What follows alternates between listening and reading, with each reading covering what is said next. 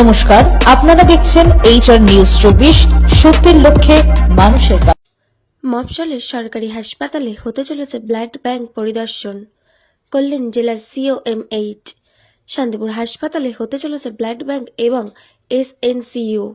এদিন নদিয়ার Shantipur state general হাসপাতালে পরিদর্শনে এসে জানালেন নদিয়া জেলা CMOH জ্যোতিষ চন্দ্র দাস এবং ডেপুটি CMOH রঞ্জিত কুমার দাস। পরিদর্শনের শেষে জ্যোতিষবাবু জানান, ইতিমধ্যে শান্তিপুর হাসপাতালে ব্লাড ব্যাংকের কাজ সম্পন্ন হয়েছে। এখন প্রয়োজনীয় মেশিন এবং অন্যান্য সরঞ্জাম এলেই আশা করা যায় আগামী নতুন বছরের মধ্যে শুরু হবে শান্তিপুর ব্লাড ব্যাংকের পরিষেবা। তবে SNCU পরিষেবা একটু দেরি হবে, কারণ এখনো অনেক কাজ বাকি আছে। তবে পরিদর্শন করার পর তিনি আশাবাদী এরপর শান্তিপুরের স্বাস্থ্য পরিষেবা আরও ভালো হবে। সম্প্রতি শান্তিপুরের সমস্ত মানুষের এতদিন একটাই দাবি ছিল শান্তিপুর স্টেট জেনারেল হাসপাতালে একটি ব্লাড ব্যাংকের। রক্তের সংকট দেখা দিলেই ছুটতে হতো নদিয়ার রানাঘাট কিংবা নবদ্বীপের ব্লাড ব্যাংকে, আর সেখানে রোগী পরিষেবা অনেকটাই বিঘ্নিত হতো। অনেক সময় দেখা গেছে অনেক রোগীর মৃত্যু হয়েছে।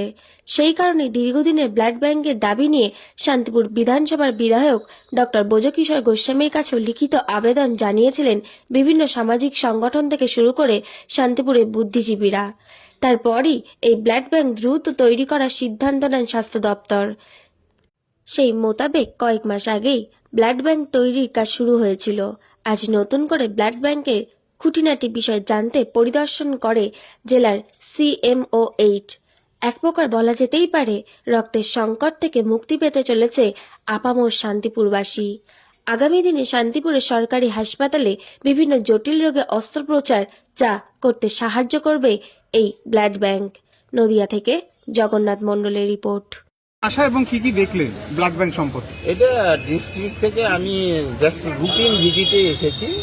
রুটিন ভিজিটে আমাদের যে OPD, IPD এই সমস্ত ফেসিলিটি এইগুলো আমরা along with my deputy superintendent assistant superintendent of the state general hospital আমরা ঘুরলাম, দেখলাম।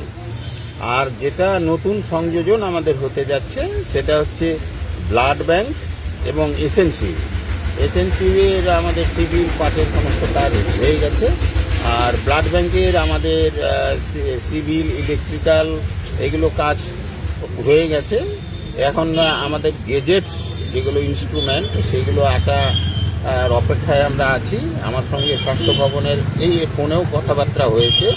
উইদিন জানুয়ারি আমরা হয়তো এগুলো সব পেয়ে গেলে আমরা শান্তিপুরে একটা ব্লাড ব্যাংক পাবো, নতুন ব্লাড ব্যাংক আমরা পাবো। মোটামুটি সাধারণ মানুষ কবে সম্ভাবনা?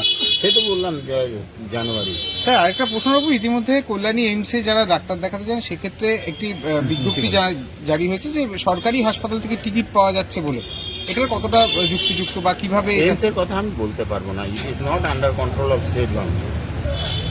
ঠিক আছে, থ্যাংক ইউ।